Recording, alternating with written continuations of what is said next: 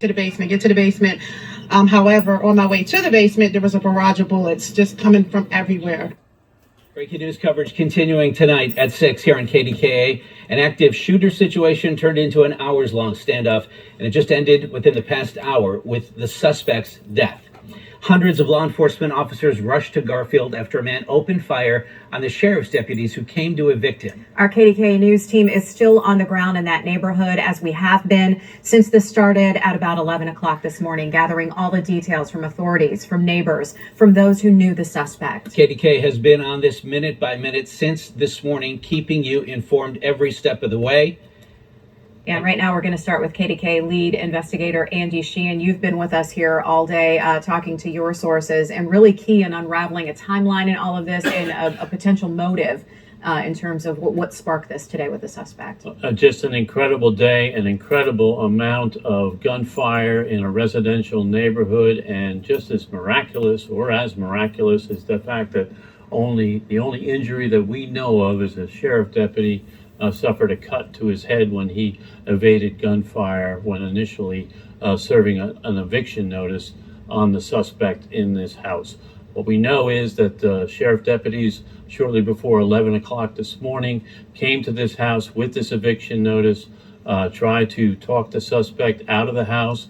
When that was not successful, they used a battering ram, and when they used that battering ram on the front door, they were met with lethal gunfire. The deputies scrambled for cover, took defensive positions. They exchanged hundreds and hundreds of rounds of gunfire with the suspect, pinned down, were engaged in that gun battle until they were relieved and rescued, in one case, by Pittsburgh SWAT team. During the course of the afternoon, there were several volleys of gunfire between SWAT and this suspect, all initiated by the suspect himself, who, as we just heard from Chief Scarrato, did not avail himself of any opportunity to peacefully surrender himself. The volleys went on for several hours, 2 hours. There was a cessation of that for about 2 hours period. The police believed that he may have been deceased at that point. That was not the case. There was another round of gunfire that came from the house. Police at that point sent a drone into the house where they identified the suspect, where the suspect was. They concentrated their gunfire on the suspect, on that area of the house, and as it turns out, the suspect, we believe, was wounded by that gunfire, and now we have confirmed that he is in fact dead. Yeah, we also.